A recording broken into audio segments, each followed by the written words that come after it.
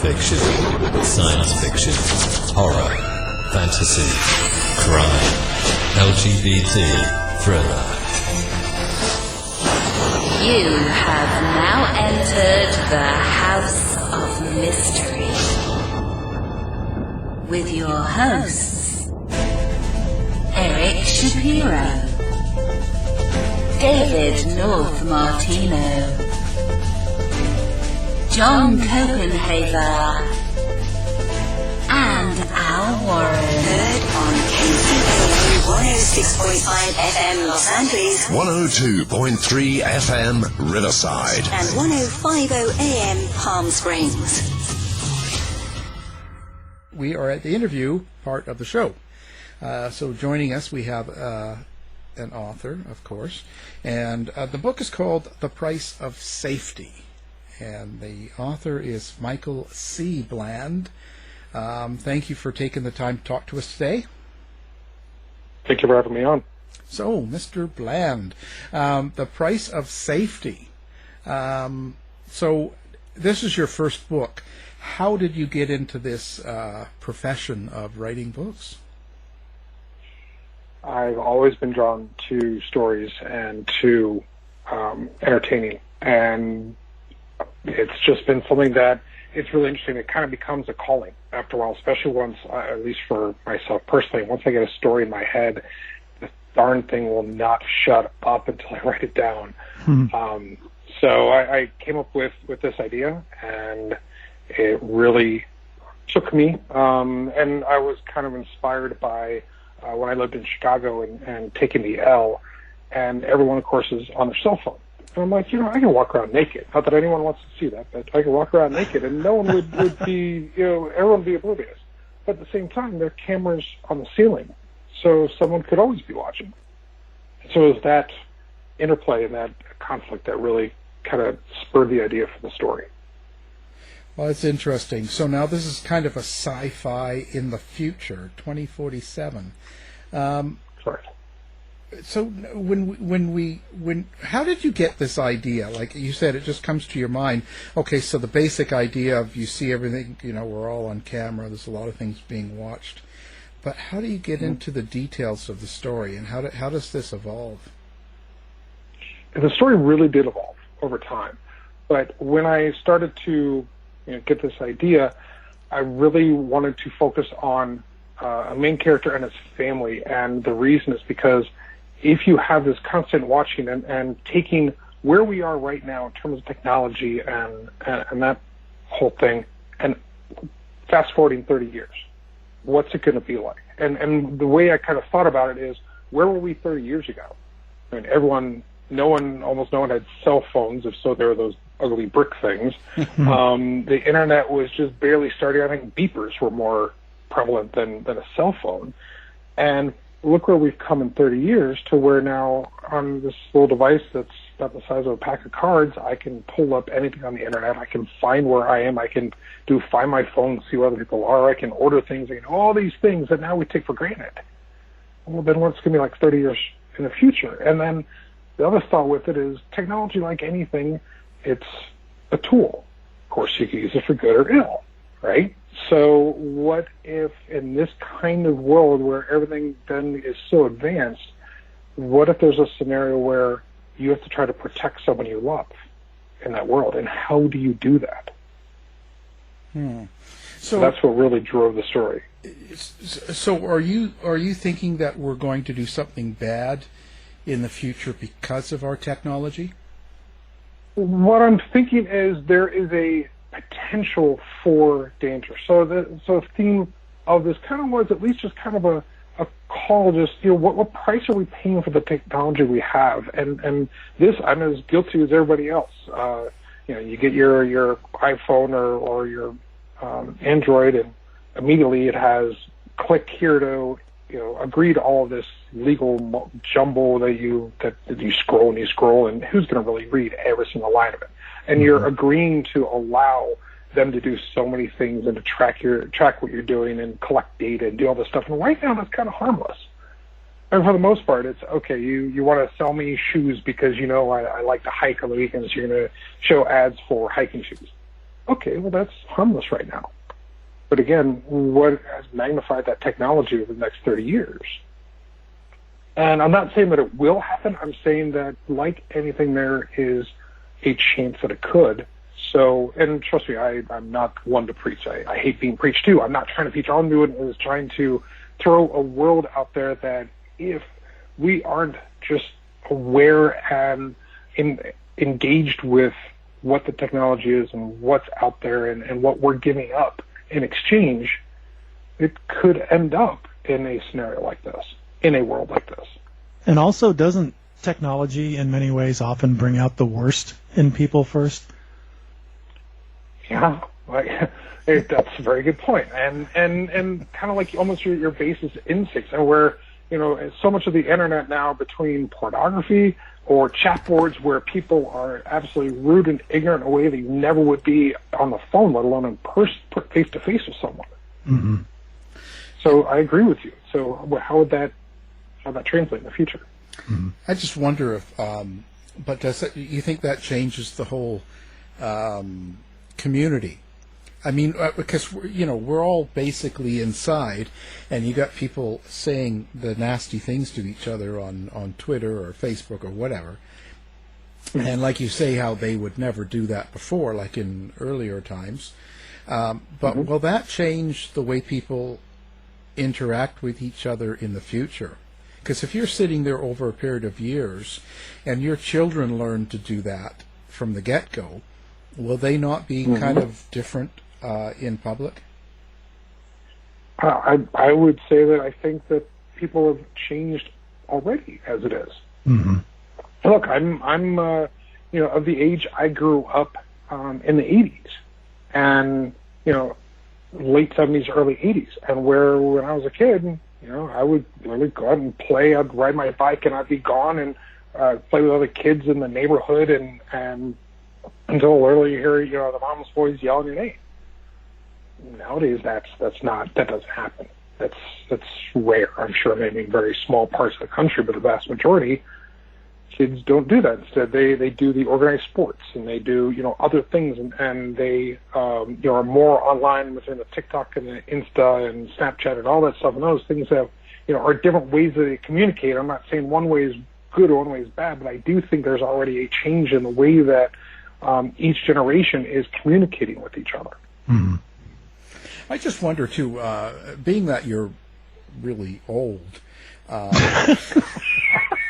let me take the knife out of my back. Wow, that really. No, I was just wondering if.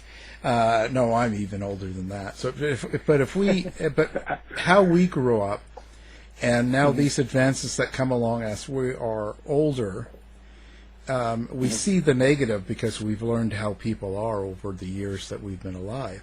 But I just wonder if a lot of that is just a paranoia that doesn't necessarily have to be. Because you look at back in the 60s when people were getting phones and color TV and all the different things that were changing then, a lot of people of the older generation thought that the world was going to hell, rock and roll music and Woodstock and right. I just wonder if it's much the same. My personal belief is that people are both bad and good, and there's going to be aspects of both. And that's one of the things that is both beautiful and amazing, yet frustrating. People can be both extremes, can be extremely generous and use social platforms to talk about between the Black Lives Matter and various causes and issues that they have, and yet the other extreme people can use it for harm, whether it's saying things that are inappropriate, stalking people online, so the whole gauntlet of it.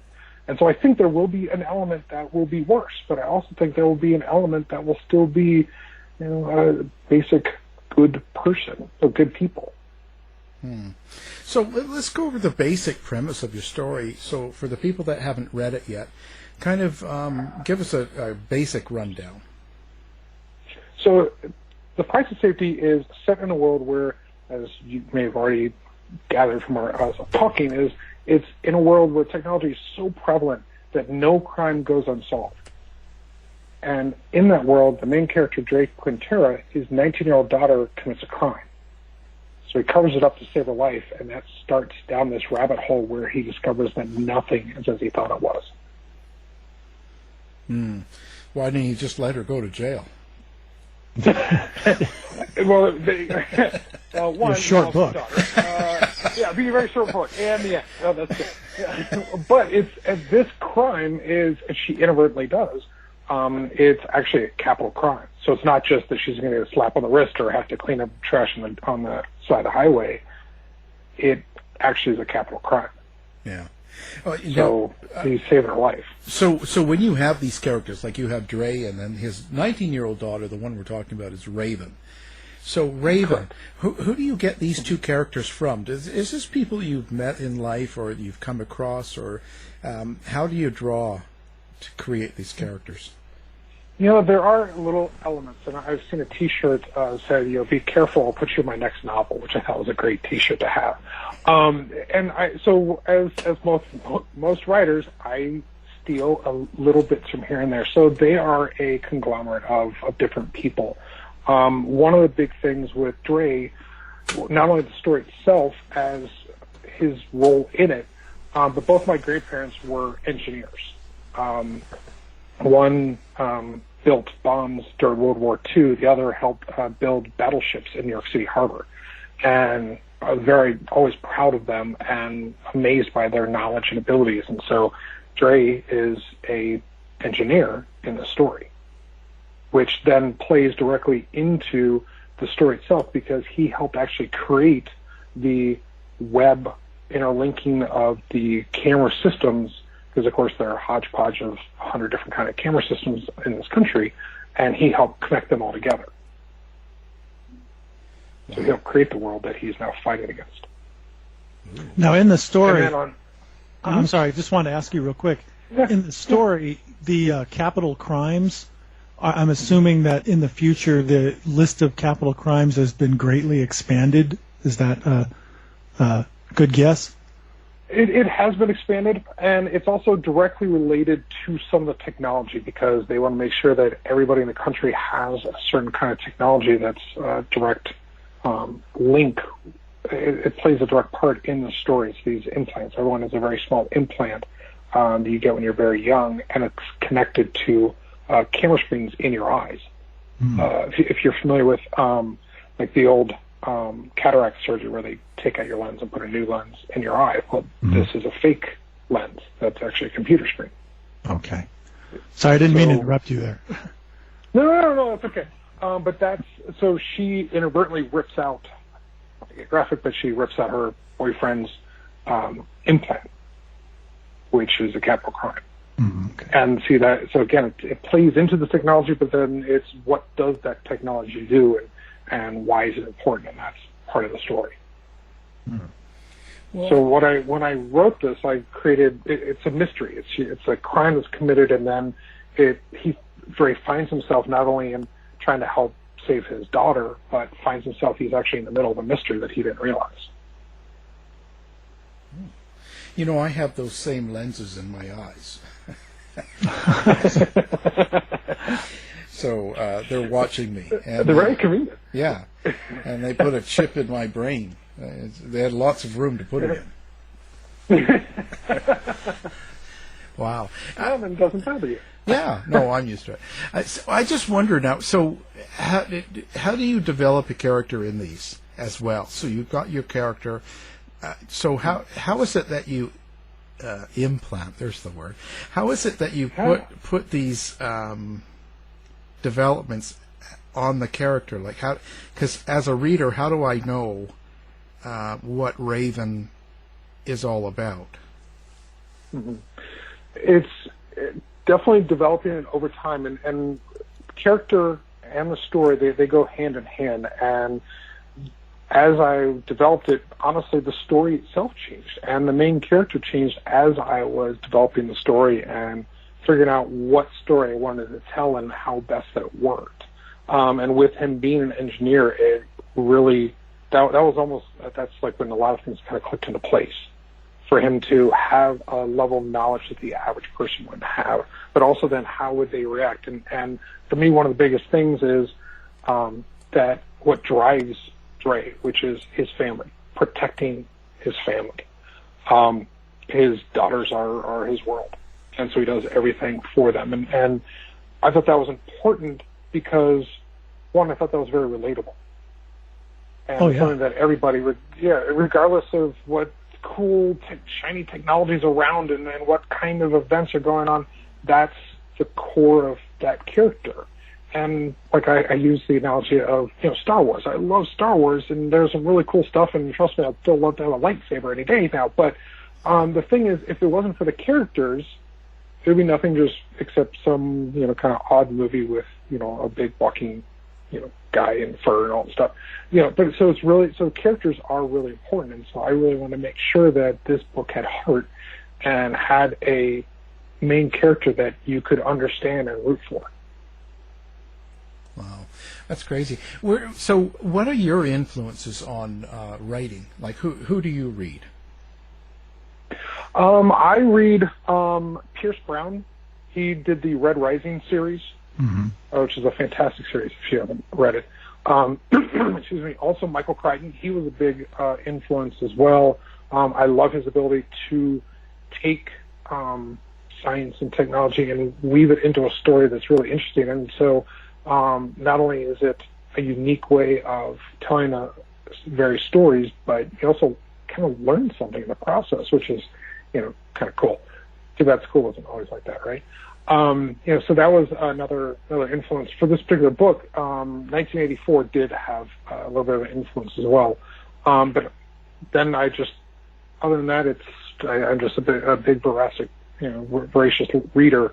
I've got Stephen King, and I've got a short story anthology and a couple of things on my nightstand right now.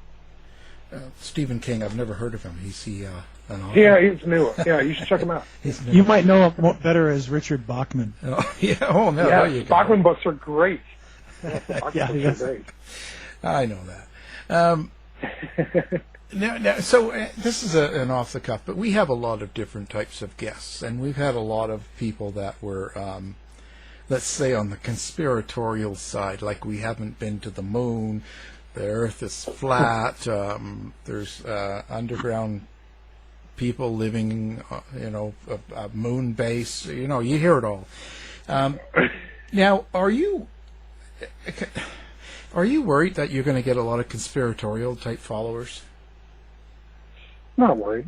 I mean, not unless they show up at my house, which might be a little freaky. It doesn't take them long, As long as they buy the book. There's a map. I put a map in there, yeah. Yeah, well, no, and we'll give out your number at the end of the show. Well, thank you. You're very kind. No, but do you feel a strange sense of, this is a very weird time right now, and people tend to be downplaying science, and they're more into make-believe right now. There's more of a that type of a world. Do you worry about being part of that in a sense, or does it feel weird with this going on in the world? Definitely, there are elements of it that have given me pause, and one aspect is you're talking about the tracking software, which I understand why there's the need for it, and I personally think it's a good idea for tracking and spreading of the coronavirus and making sure that, look, if there's someone that's sick, why not try to use something that's really already there in terms of technologies, just writing actual software code for it to be able to track and make sure. And hey, by the way, you passed, you were in a room with this person, they are tested positive, you need to get tested, kind of thing. I personally think that is very smart. However, I do admit that then made me remind me almost with my book to a degree of tracking and that kind of stuff. It's almost like, is that the grandfather of what I kind of envisioned in my book? So in a way, that part is a little eerie, and it is a little concerning, but at the same time, I'm certainly not going to not write this story because of concern of how others might react. I hope in a positive way, and I hope in a way that does at least make people, one, enjoy it, and two, maybe think a little bit and where things are going. Another element of my book are drones, and then as I was doing some research for the book, there are things that they're envisioning using drones for in wartime that I never would have thought about. I just wonder, so do you think some of these things that you write about, or even the whole overall concept, is something that might come true? Yes. Yeah. Ooh. And one of the big things, I keep saying one of the big things, but I really wanted to make sure that this, I'm noticing that I said like 3 times now. But people say that about me all the time. Well, yeah, I thought so. So I wanted to make sure that the story was as plausible and as potential as possible. I've read a number of stories, and I'm sure you and your listeners have as well, and nothing against the author per se, but you're reading a story and then suddenly there's a leap. There's a jump in either the story or the rules of the story or technology or something that the character, whatever, something that suddenly just knocks you out of the story and go, no, that's not believable. I hate that. Yeah. I hate that with a passion. Right? And I definitely, because I lose the reader. And the other thing, as I was writing the actual story, it's very fast-paced because, especially more and more nowadays, talking about technology, I'm fighting for your attention. I'm fighting with the, whatever's on TV, your, Insta popping off, your Facebook covers liking your posts, whatever text you're getting, everything else. And I have to keep your attention because if you put my book down, what are the odds you're going to pick it back up? Isn't that one of the functions of science fiction throughout history, is to warn people about the dangers of technology? I mean, even if you look back to like Godzilla and the attack of the 50-foot woman and things like that, those sci-fi movies in the 50s were warnings about nuclear power, and then it was moved on to the 70s and 80s. It became about computers and things. So it's kind of a staple of science fiction. Yep, you're absolutely right. And so that's why that also fit well with this story. Well, I have to say that you've got to be an optimist if you think we're still going to be around in 2047. So I'm assuming there may be an optimistic bent to your book as well.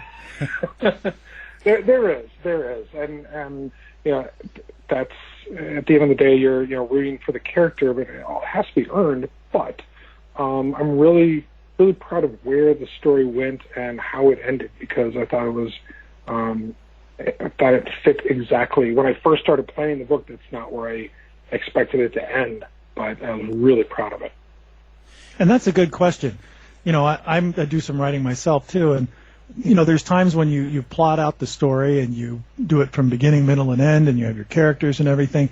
And then once you start writing it, and especially once you start dealing with the characters who kind of take on a life of their own, if you make them as much as you can a whole person, does the story change? Do you end up changing your ending or the outcome because of the way that the story is developed as you're writing it, as opposed to a set outline?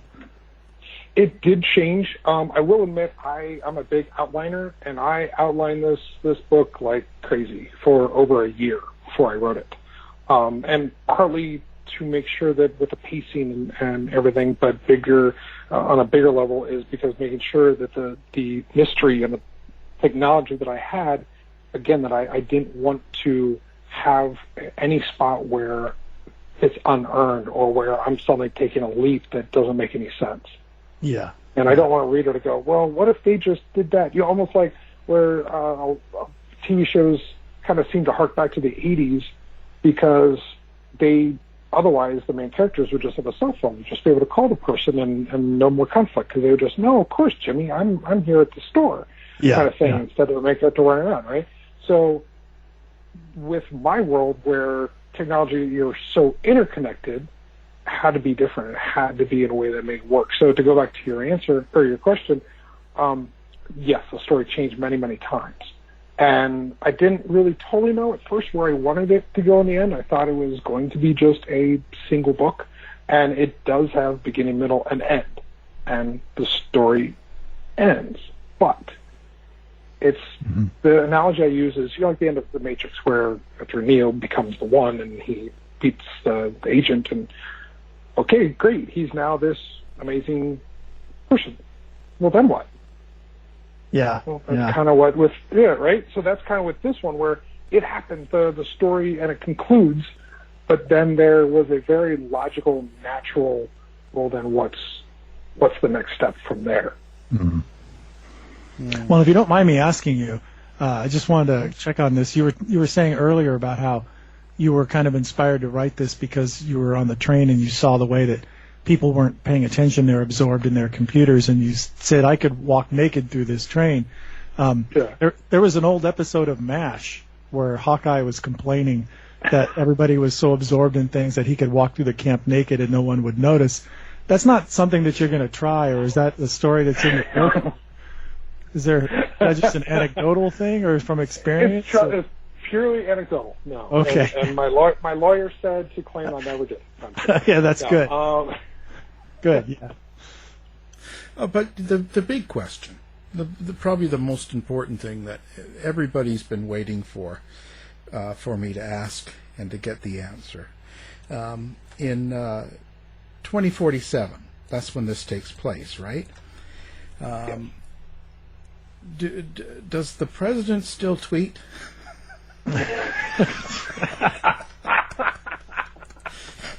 And is it as stupid as it is now? Like, is it just... Hopefully it's not the same president. It's a funny question, but in reality, so when you've moved things ahead 30 years, so obviously things are changing fast. You know how fast we got into Twitter and Facebook and all this.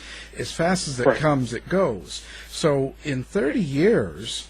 are they communicating with the same devices? Are they still Twittering and all this stuff? Or have you developed some new sort of thing? Or did you leave that out? Or how do you deal with that? So I focused this book kind of on a regional kind of area. It takes place in Los Angeles and San Francisco.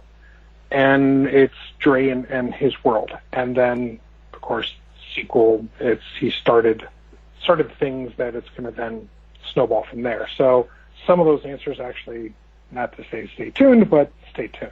You'll find out some of those in the future. But in general, in terms of the president, it is you do communicate differently, and it's a much more instantaneous, a much more intimate conversation. Oh.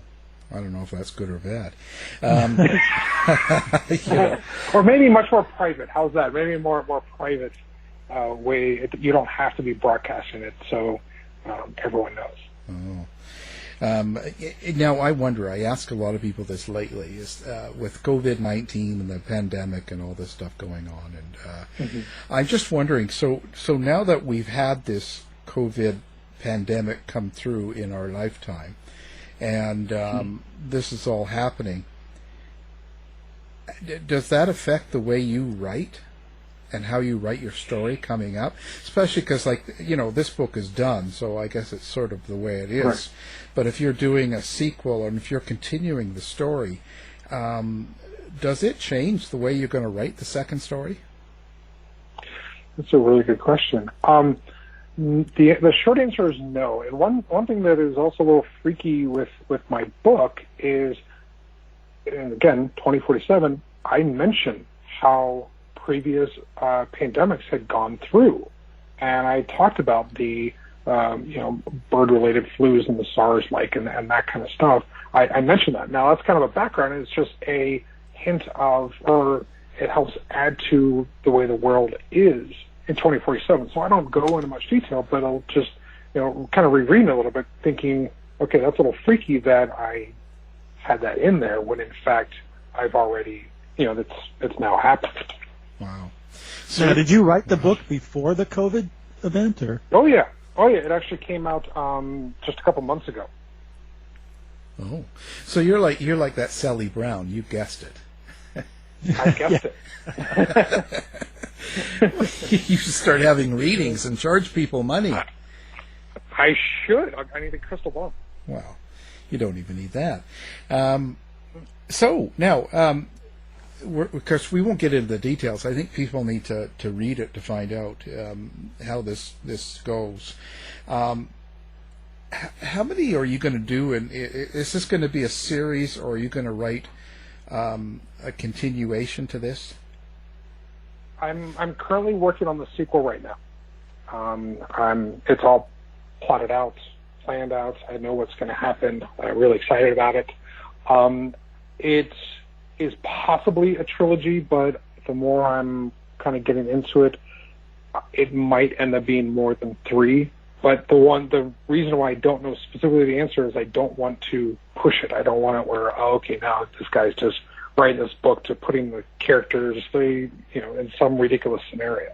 So it's until the story is told, that's how many books it'll be. I have a question about the implications of your story. You said in the beginning that because of the technology, no crime goes unsolved.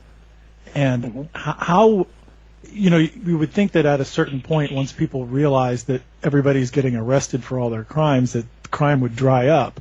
So how did you envision that, and what would be the other kinds of problems involved with having a no-crime society, and at what expense did they get there? So where I saw it is kind of what you indicated, where people would kind of stop, because if you're always going to get caught every single time before you almost make it out the door of house you're robbing or whatever, you're going to stop. Now, of course, crimes of passion are always going to happen. The ones that aren't premeditated, it happens, and those are always going to continue. Just that's the way mankind is. But then I believe as a result, there's going to be more people that are going to be struggling. That some that do turn to crime in order to survive. That they're going to then try other things, whether it's trying to hustle people, whether it's being homeless, whether it's doing menial jobs, which of course is then going to be tough because in the future there's going to be more automation, so there's going to be fewer of low-paying jobs available. So there's going to be some tension there. Because that's always the trade-off when it comes to trying to stop crime. How much of your rights are you willing to give up in exchange for living in a peaceful, crime-free society? Right. And just because it's crime-free, that doesn't mean everyone is shiny, happy. There are no rainbows aren't everywhere. Or peaceful. Yeah, exactly. That's too bad. Right? Yeah, utopia is just a dream, right? Yeah. I just now, when we get into the research of something like this, of course, you have to go and find out what's possible and what's not to make it realistic. Right. But again, how do things that are influenced, things that are changing today, and things we're going through today, does that is that going to influence your outcome, even in the next book?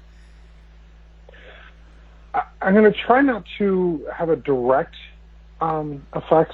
One thing with the Black Lives Matter movement, which I completely support. One of the things is just I feel in the future that races and nationalities are just going to become more blurred. There's going to be more mixing of that, and I think that's just going to be a natural progression. And that's something I felt for a while. Again, look where we were 50 years ago versus now. There's more mixing of races, nationalities, more people living together, or on the same street that have different beliefs and different cultures and everything else. And I think that's great. I think that's going to continue. And technology. And technology, and interweaving, and I think also as a indirect benefit or indirect result of technology is starting to get more of that blend of cultures and attitudes, because you don't have different groups in completely different separated areas. They're all linked, and more at the touch of a button. You can experience different things. Also, the shared experiences they become more shared as a result. So do they actually, in 2047, do they have a national holiday for Trump? I hope not. But and that's the thing is, at the end of the day, the saying, "The truth is stranger than fiction." Yeah. Some of the things that have occurred in the last year, if someone would have written a book, and I've had friends go, man, if I wrote, I could have done better than anything I would have written in a book. And my response has been, if you wrote this as a fiction book, people would go, no, there's no way it's going to happen. Yeah. You have to go back to, like I was saying, where you have to have that element of belief. But some of the things that have transpired, 5 years ago, I would have laughed at you if you had said it would have happened. Well, yeah, and that's kind of the strange thing about all of it. When you're, I mean, I write in true crime and things like that. So these are things that just sort of have happened. We sort of, right. You just take the evidence and write it. But when you create these stories, you're right, it has to be believable. But it's crazy with the things that are happening in the last years. It's almost like a really bad B movie. Yeah, exactly.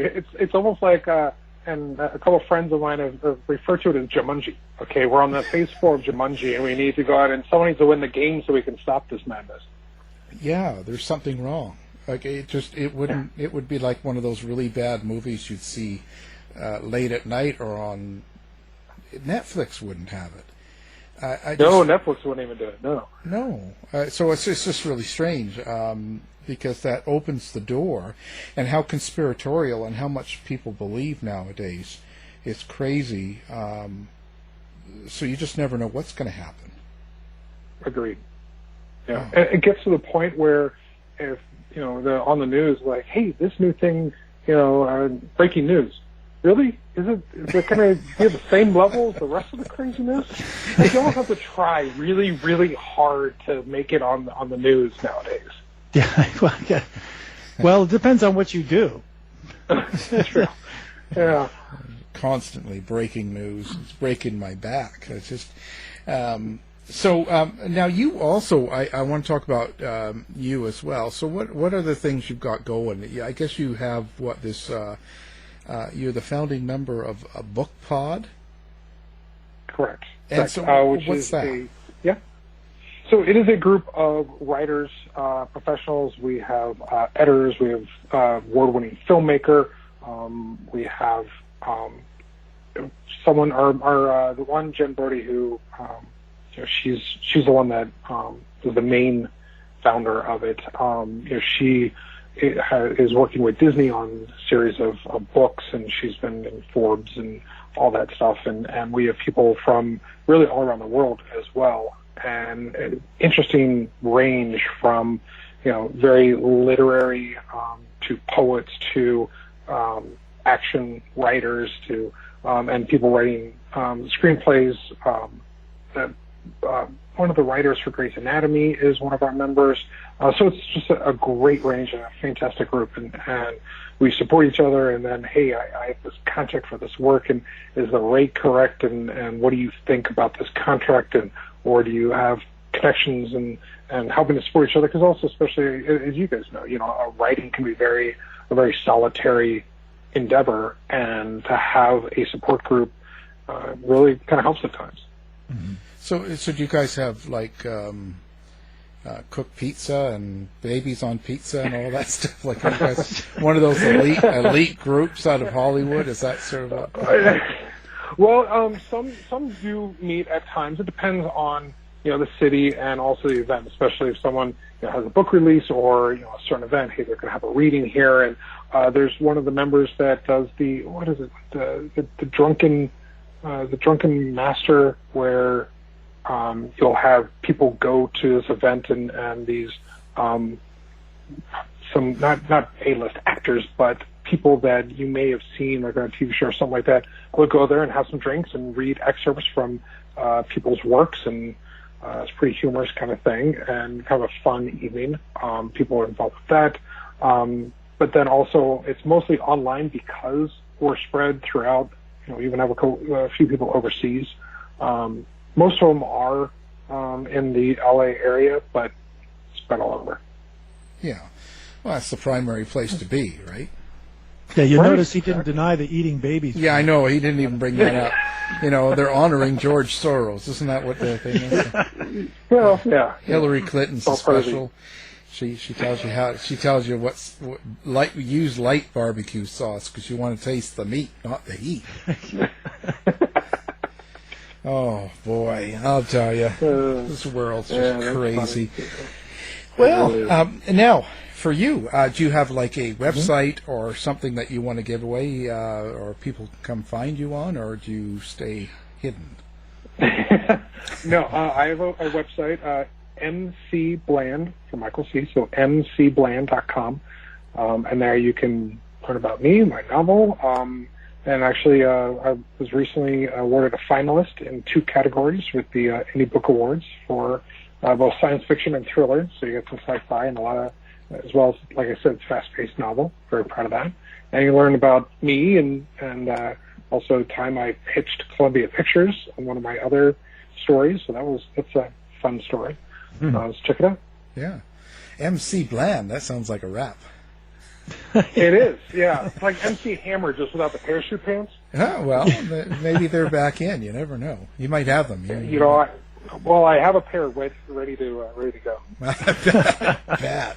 Now, so the price of safety. This would be, I think, a fascinating. I could see this being on Amazon Prime or Netflix as a series, even. Right? This would be really cool. Yeah. Yeah. I would love that. If you know anybody, let me know. I know people, but none of them like me, so that wouldn't help.